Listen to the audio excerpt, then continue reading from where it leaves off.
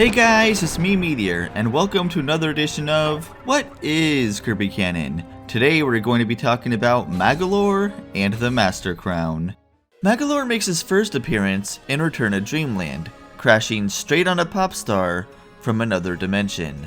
Left with no other options, Magolor would attempt to enlist Kirby and his friends by playing the role of a helpless victim. Even more, to avoid raising suspicion, he even shifts the focus away from him to other so-called threats, such as the Sphere Doomers and Landia, the latter of which was responsible for shooting down his ship in the first place. Of course, Landia had several good reasons for doing so, all of which were unknown to the group at the time.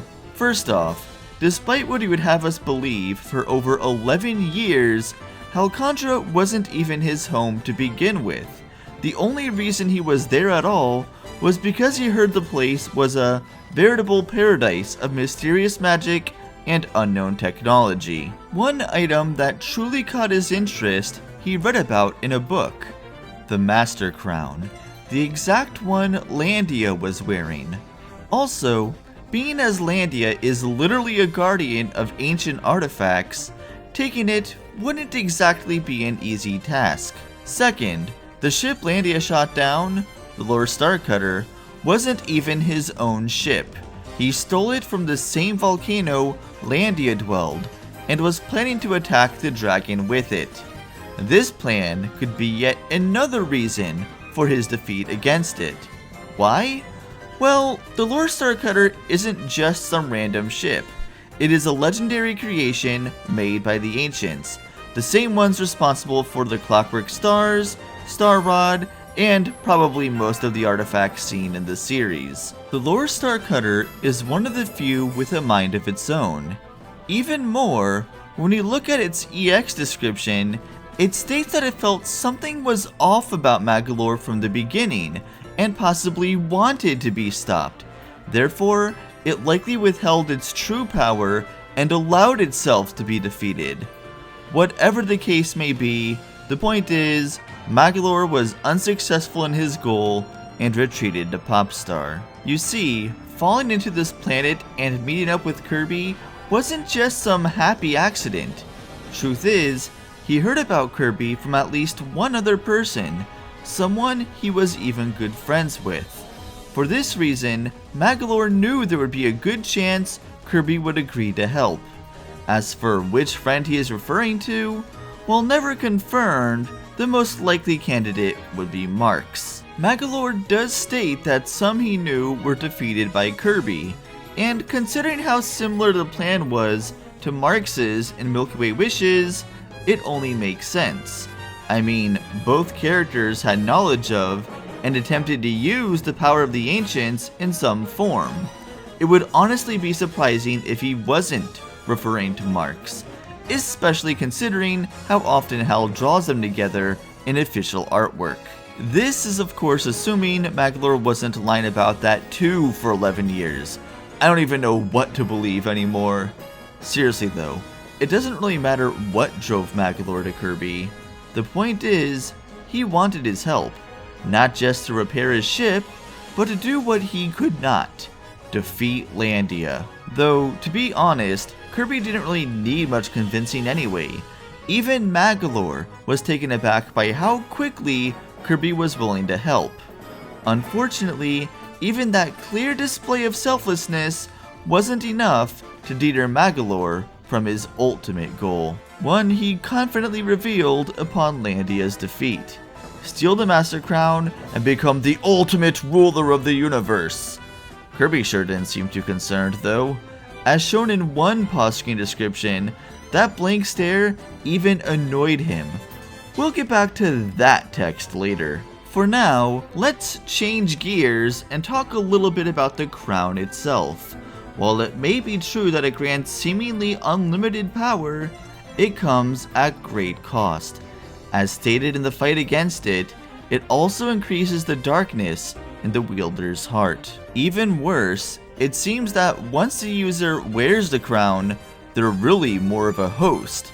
Once that crown is set, they likely couldn't remove it if they wanted to. Why? Well, if you notice before the initial fight with Magolor, the crown moves. This isn't just some powerful object containing unlimited power. The Master Crown is alive. Even more, considering everything except the claw moves when it's attached, it probably could be likened to a leech. This would even make sense considering Magolor Soul's True Arena description claims it can devour the soul, essentially removing the identity of the victim, becoming the ruler of all. Perhaps Landia wasn't only protecting the crown, but rather protecting those who may fall victim to its possessive power. Considering the Master Crown's Japanese description states it traveled many lands and worlds before these events, one can only imagine how many victims it took beforehand. This raises a question though. How was Landia able to overcome or even tap into its power to separate and merge itself? Well, Landia is known as a protector of ancient artifacts, yet despite being a straight up guardian, one with much experience, according to its description, it still couldn't completely control its power. Knowing that, what chance could Magolor have? While Magolor may have appeared to handle the power quite well at first glance, the reality was that he was essentially walking a tightrope. One small mishap, and it may very well be it for him. Unfortunately, there was going to be one very big mishap. According to Meteor'z, that large hit from the Ultra Sword is what caused the crown to go haywire and almost completely consume him. Luckily, Kirby's unlimited power was able to overcome the crown's unlimited power, completely shatter it, and successfully free him from its grasp. Interesting of note, according to this same Meteor'z post, this ending was originally planned to be obtainable only after collecting all 120 energy spheres in Return to Dreamland. For this reason, some concluded that the scene with Magolor Soul in Deluxe's True Arena could have been the bad ending that was scrapped. While not 100% confirmed, it does make sense. The flashback we see in Magolor Epilogue shows the so-called good ending after fighting Magolor Soul. However, in the True Arena, he gets sent into another dimension with the crown still fully intact. Magolor's eyes being completely removed in phase 2 of the fight also suggests the crown's complete control. We can hear Magolor pleading for help, and its description even asks Kirby to get the horde thing off him. Sadly, in this case, it may have been too late. Thankfully, that's not the true ending.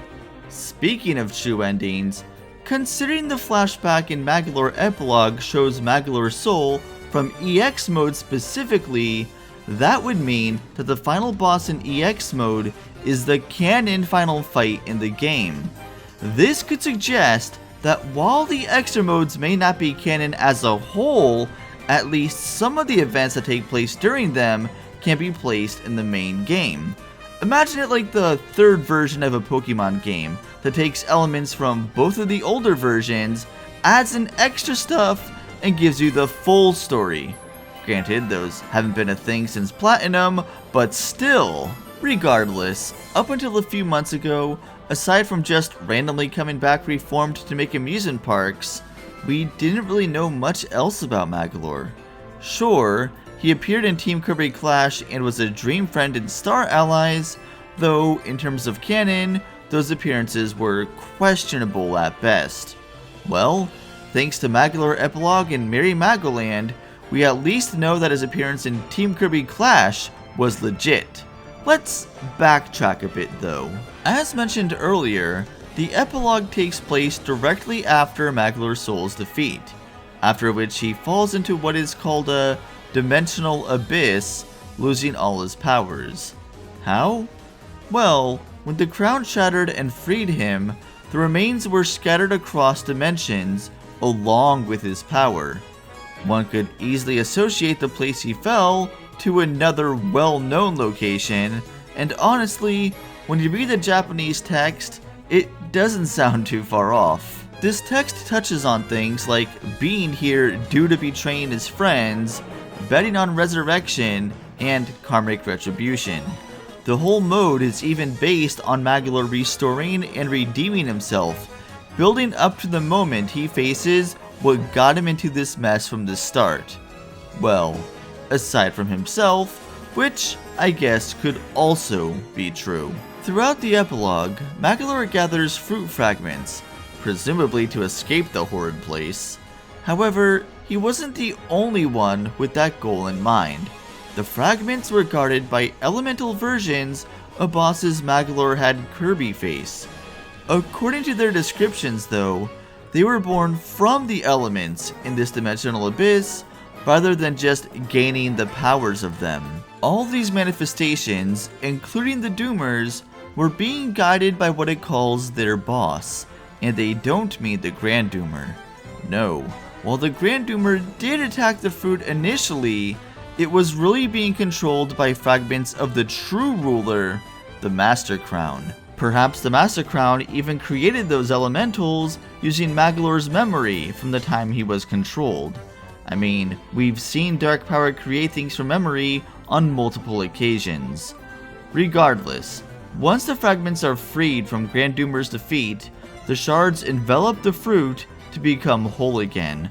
Thus, reborn anew with the power of the fruit, it would soon attempt to continue its reign of destruction. And to think, all of this could have been avoided if Magolor just maintained his friendship with Kirby and left Leandia alone. Instead, Magolor experiences firsthand all the pain he caused the group over his own selfish desires. It really makes sense that when the battle comes to its end, he truly is atoning for his misdeeds. Also, cool to see where Magolor got his Ultra Sword ability and Star Allies from. What happens next is where things get even more interesting. Sure, he escapes and takes the fruit with him, but then he ends up in Team Kirby Clash? That's right, the Magolor from that game was the same one the entire time.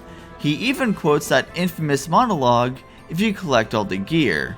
But wait, that's a different time and universe. If the portal sent him there, how did he get back? Well, we at least know the Lore Starcutter has the power to transverse space and time.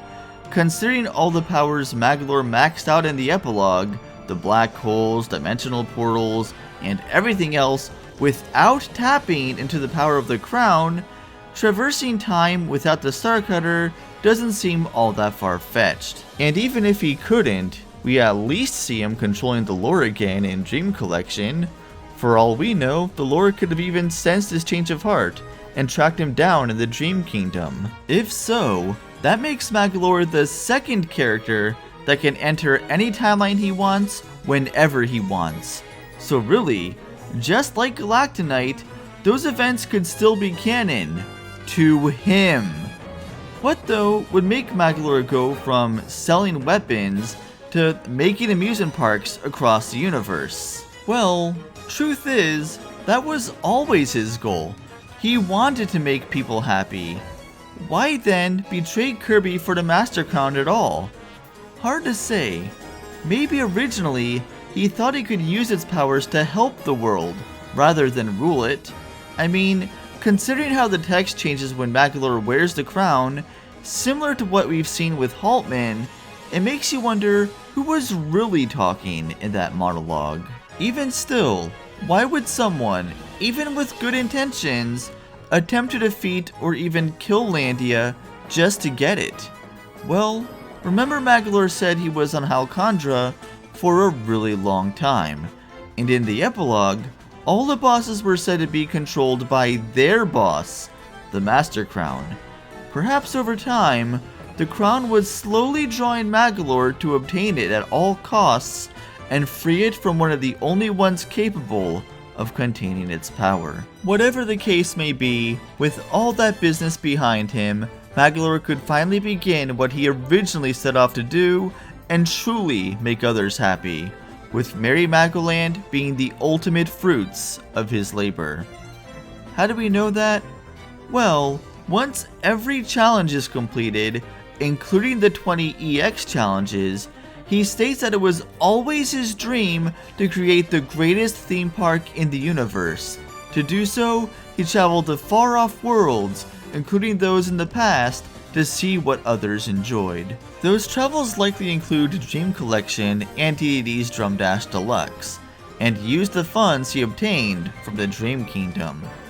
If so, that means, in a way, me paying him $30 makes me a part of the canon too! Either way, it's nice to know that after all that pain, Magolor is as happy as he can ever be, even if he is still a masterclass troll. Anyway, with that, we've talked about everything we needed to about Magolor. See you guys next time.